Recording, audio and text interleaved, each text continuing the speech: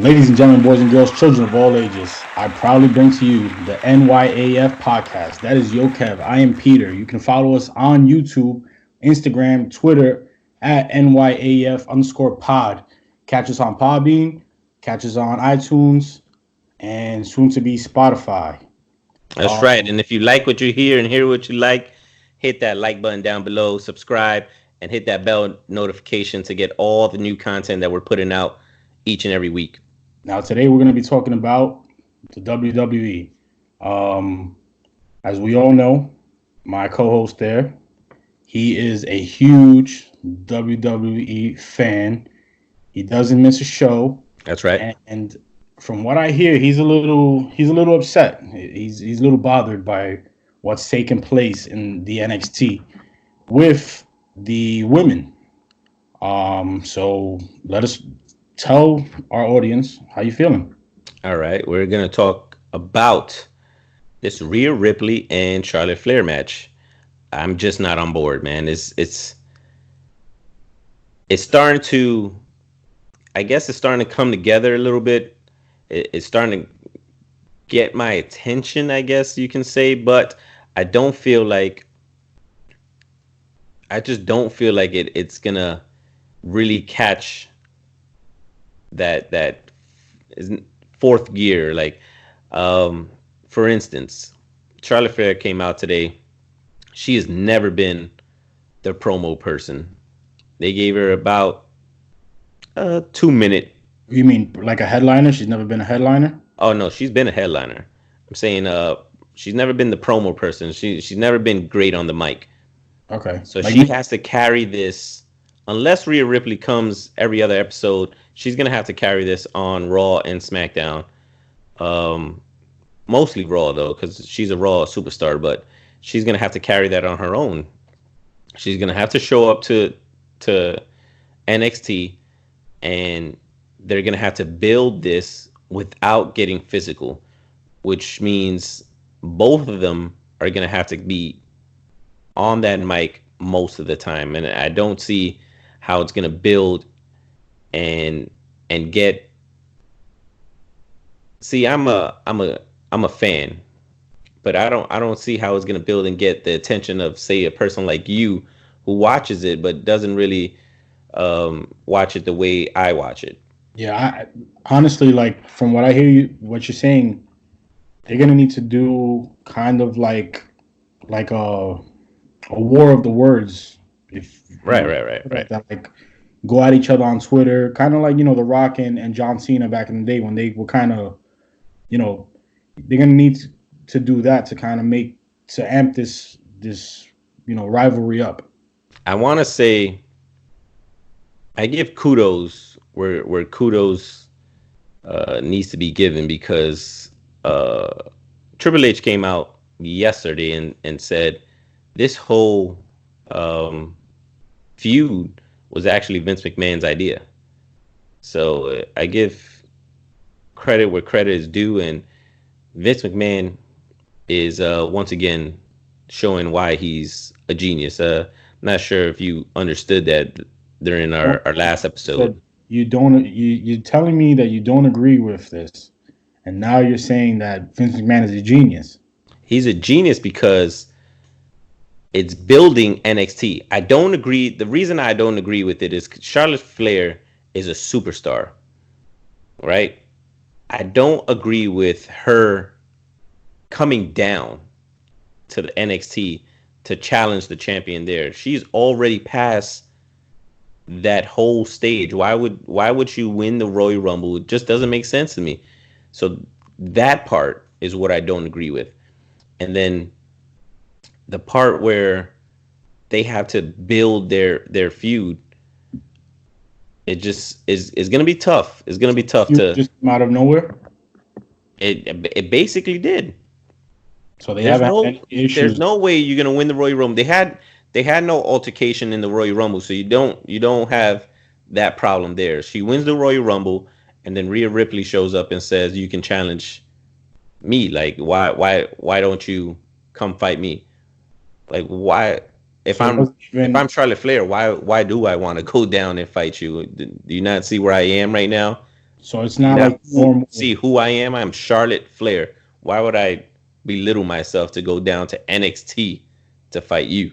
You know what I mean? That's the type of Yeah, it's not like the usual challenger calling out the champion for right, a title shot. It's the champion kind of wants to make a name for herself. right. So it all makes sense on the NXT side, which is why I say Vince is a genius because it's gonna build He's his building. brand. That's basically, I mean, it's Triple H's brand. Triple H runs it, but that's all falling under the WWE umbrella. So if Vince can make money, he's gonna make money, regardless.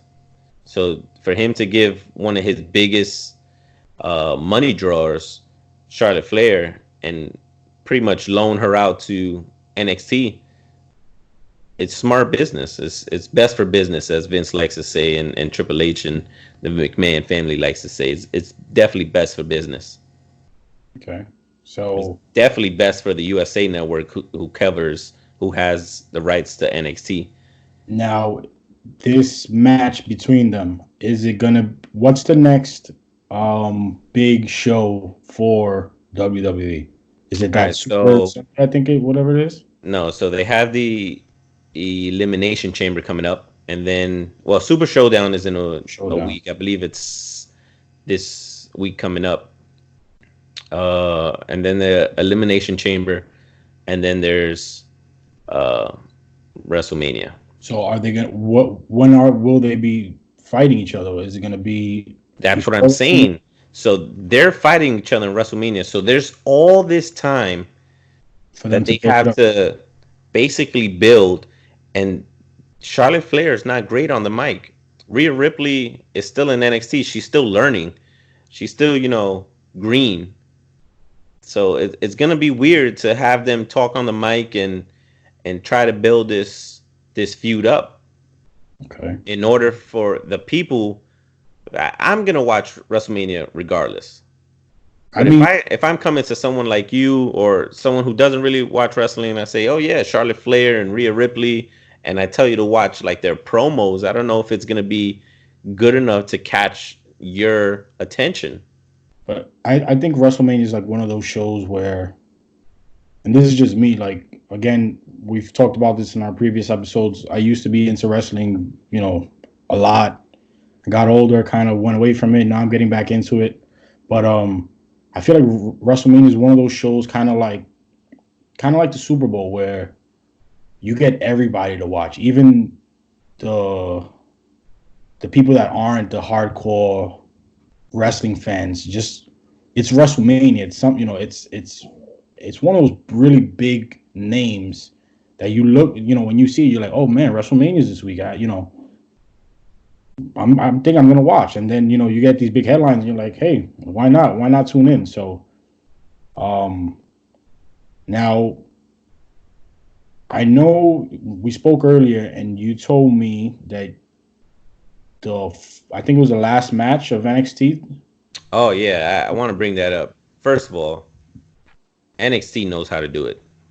I don't know if it's because they're all trying to make the main roster. I mean, some stories out there, and a lot of rumors going around that say some NXT wrestlers don't want to go to the main roster because they get to do what they do at NXT, and that's just show out.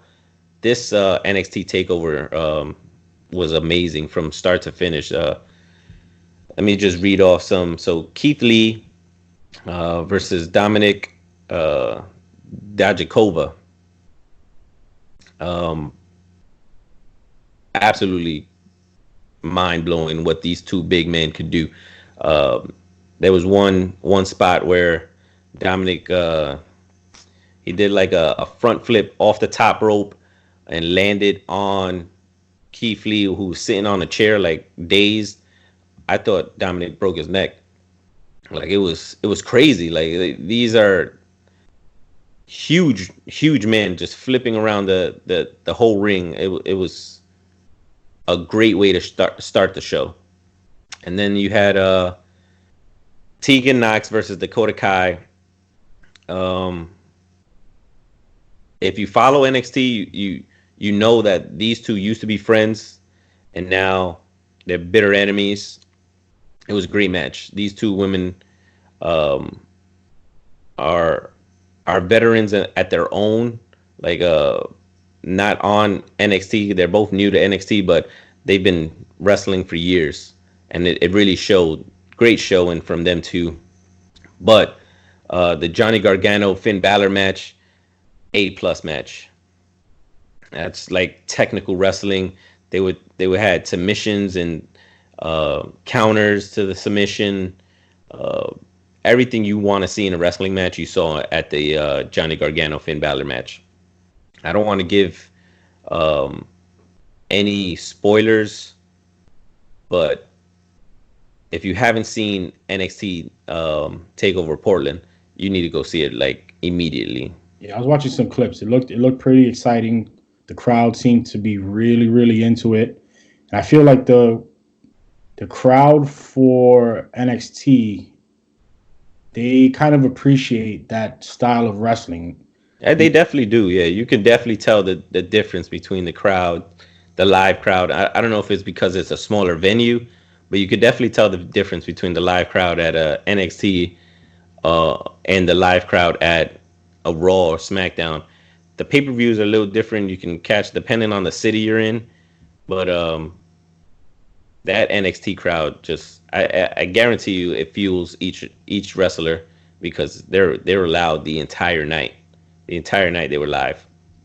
But going back to that last match, that Tommaso Ciampa and Adam Cole match, probably the three greatest matches I seen last year all had Adam Cole in it. He's a A+ performer. Tommaso Ciampa showed out. It was his first big pay-per-view since he came back from getting hurt. But Adam Cole is just one of the greatest performers I've ever seen in my life. He reminds me so much of Shawn Michaels. It's just he steals the show every time. If you haven't seen any Adam Cole matches, go back and watch some Adam Cole. I haven't, but I am. Once you compare it to Shawn Michaels, I'm definitely gonna have to go back and watch some of his matches. His match with Johnny Gargano, both matches with Johnny Gargano. This match with Tommaso Ciampa. You go back to the match with that he had with Daniel Bryan. That was a great match. He just knows how to sell. He knows how to keep the crowd invested. Every count, I thought it was going to be the end. It was really a great match. You got to go back and see that match, man. I saw a clip of that match, and you said you didn't want to give any spoilers, so I'm not gonna say too much. But at one point, there was a pin, and the ref almost got to 3, and you could hear the announcer saying, "We have, a winner," and he, lifted his shoulder up, and it wasn't over. But everybody was so into it that you thought that was it. Like it had the match had hit its climax right there. Like boom, it's over. And it continued after that. So it was, again, it looked like everybody was really, really into it, and it looked like a really good show. So I'm looking forward to watching, what took place there, because it seems like people are really invested into this NXT brand. And, from what I hear, it's kind of like the minors, and I don't like to say that because it's kind of like a slap in the face. Yeah, not anymore. Men and women, they're all professionals. Yeah, but I think before it was considered like a minor. It was considered a developmental. But now, if you ask some of these wrestlers, I'm telling you, I hear rumors all the time that they prefer to stay at NXT. And you have people like Finn Balor, who was a superstar in Raw and SmackDown, go back down to NXT because they know how to use their talent. And I don't mean that as a slight to anybody on Raw or SmackDown, but there's just too much talent on Raw and SmackDown in too little time, if that makes any sense. And So you want to get your superstars out there, and you want to give them as much time as possible, and that leaves little to no time for a lot of the talented roster in the back. Up and coming. Yeah, I mean, you still can have your up and coming, but there's a lot of still talented rosters, still talented wrestlers on the roster that don't get a lot of TV time. And at NXT, their roster is growing. Their program, everything is just lining up to be where I feel like NXT could be number one. Not past Raw or SmackDown, but it can be in the running, I should say. I wouldn't say number one. I don't think I'd ever put NXT number one, but it can be in the running for at least number two. Because as of right now, the way I see it, SmackDown is probably the best show under the umbrella. And then I would put NXT, then Raw, in my personal opinion. Raw has great superstars. I just don't feel the writers know what they're doing sometimes. So it kind of sucks, man. It really does, because I love Raw, but it just when I used to 3 hours of the same sometimes. When I was into wrestling, every week hardcore, it was Raw. Raw was like my favorite show, and that's like when SmackDown had just started. So I'm the kind of person that I don't really like change too much. So it's like, the same thing with the NFL and the XFL. It's like, I got the NFL, so I'll watch a little bit of the XFL, but it's not the NFL. So I was always, there's nothing better than Raw. There's nothing better than Raw. And now it's actually SmackDown that's gotten me, more interested in watching again. And that's why, when you guys hear us talk about wrestling on our podcast, I'm usually bringing up stuff that's happening, with Bray Wyatt, which, he had a conversation with Hulk Hogan. That's right. That's right. But SmackDown, I feel like I watched Raw a few times in the last couple of weeks. It was good, but I'm really liking what SmackDown is doing right now. And let me tell you something. Hogan still has it, man. He stumbled a little bit while talking, but he caught himself, and like a true veteran, just continue. It's in his blood. Interview in a perfect manner.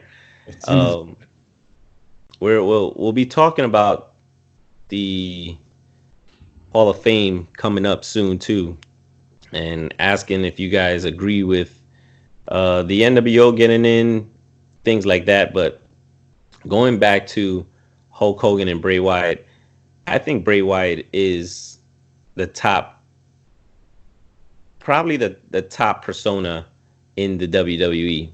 Is it Bray Wyatt or is it The Fiend that's the top? I personally like Bray Wyatt with the Firefly Funhouse, but The Fiend is a great turnaround. It's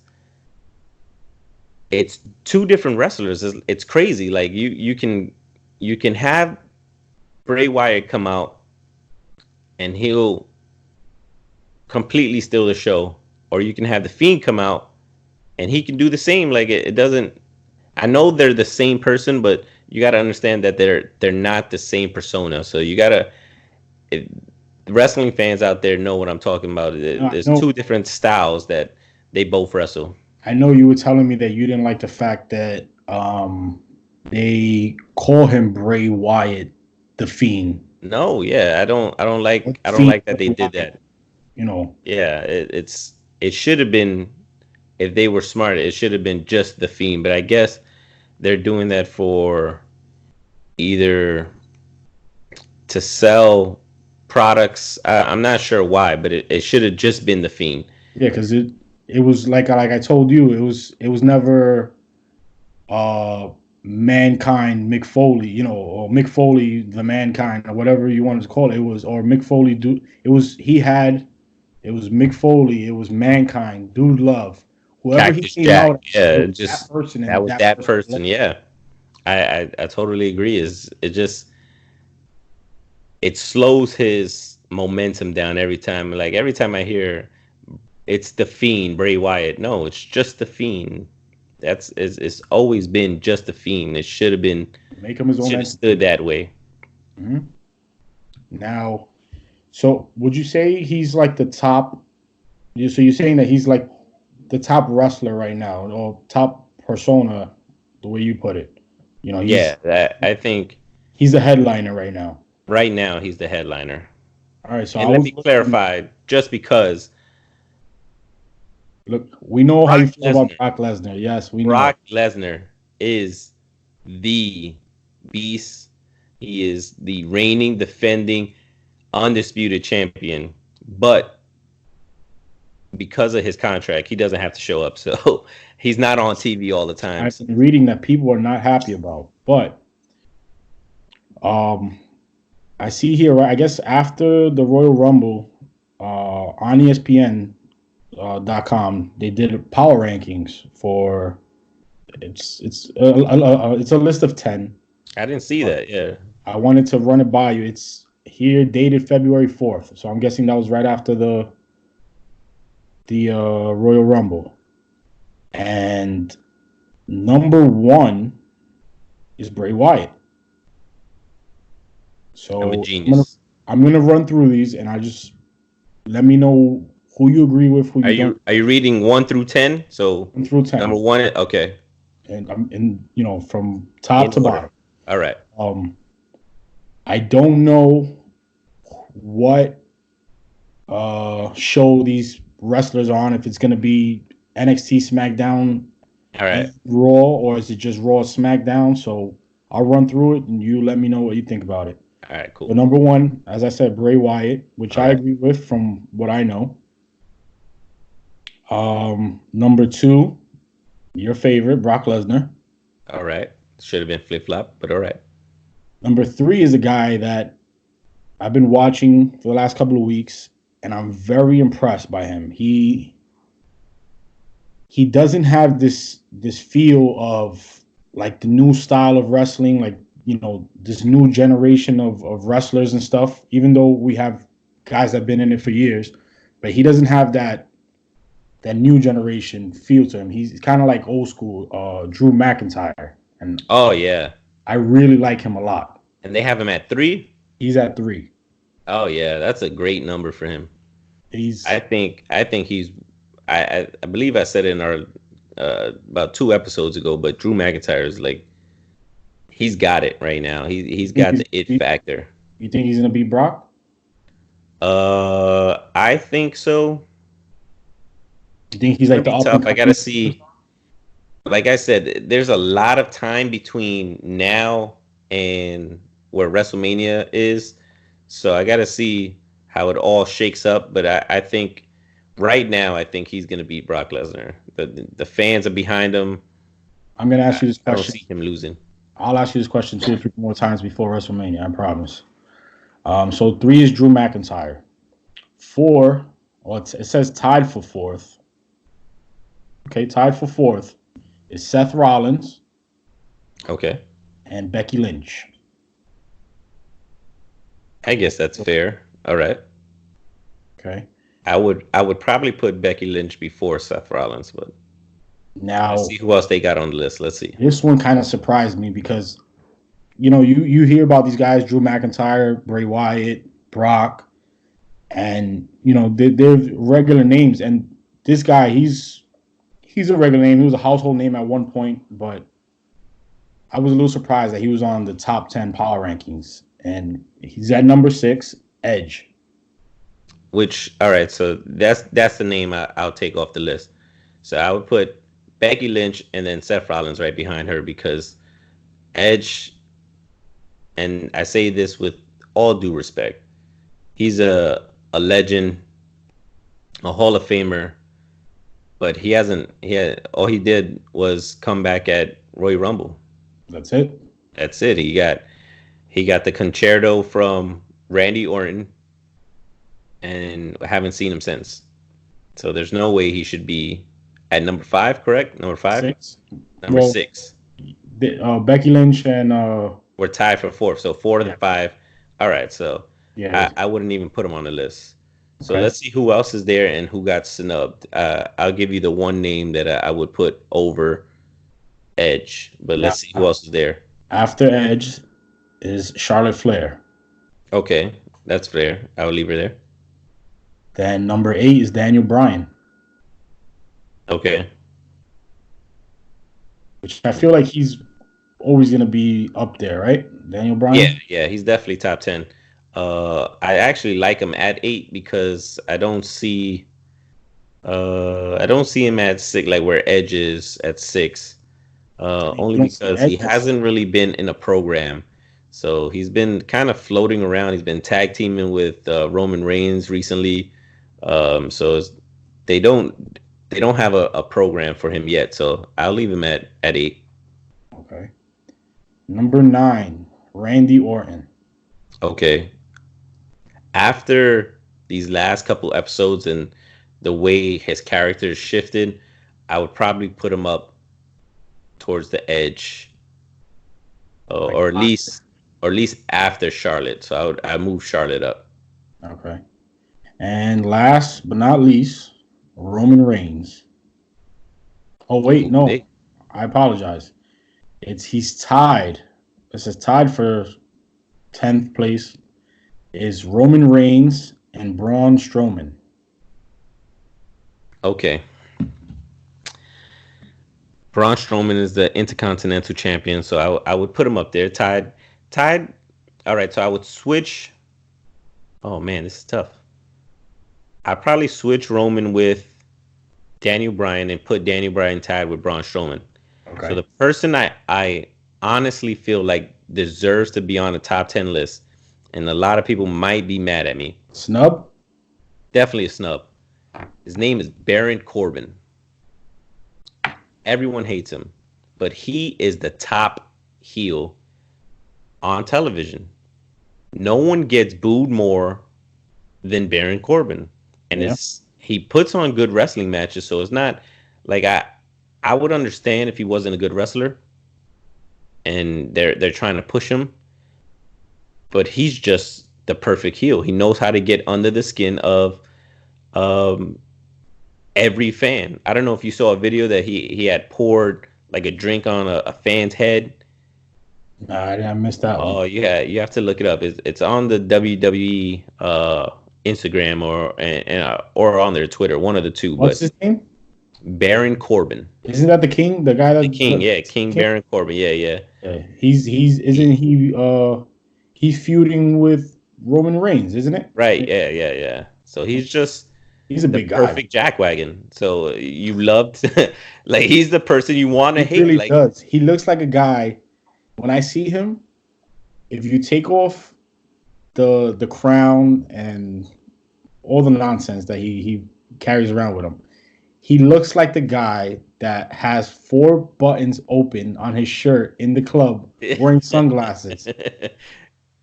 That's him. That's the Jackwagon of the Year award goes to Baron Corbin, and he'll accept it and make it into he'll make it into the perfect award acceptance speech. And I saw he's gonna be fighting Roman Reigns in a cage. Yeah, this Friday, I think. Or is it? Oh no, at Super Showdown. I'm looking forward to that. Super Showdown, they're gonna fight in a cage. But yeah, that's a pretty good top 10. I think it's pretty accurate. I would take Edge out. I put Baron Corbin in there, and let us know how you feel about that top 10. Give us your top 10. If you would change anybody, who would you put in? Do you agree with me about Baron Corbin? And do you think Peter is gonna learn some wrestling throughout these next couple weeks until WrestleMania? We're gonna whip him into shape. But once again, if you like what you hear, hit that like button down below, comment, and don't forget to subscribe and hit that bell icon. We're gonna be putting out more and more content each and every week. So just stick with us. I'm Yo Kev, that's Peter, and we are out.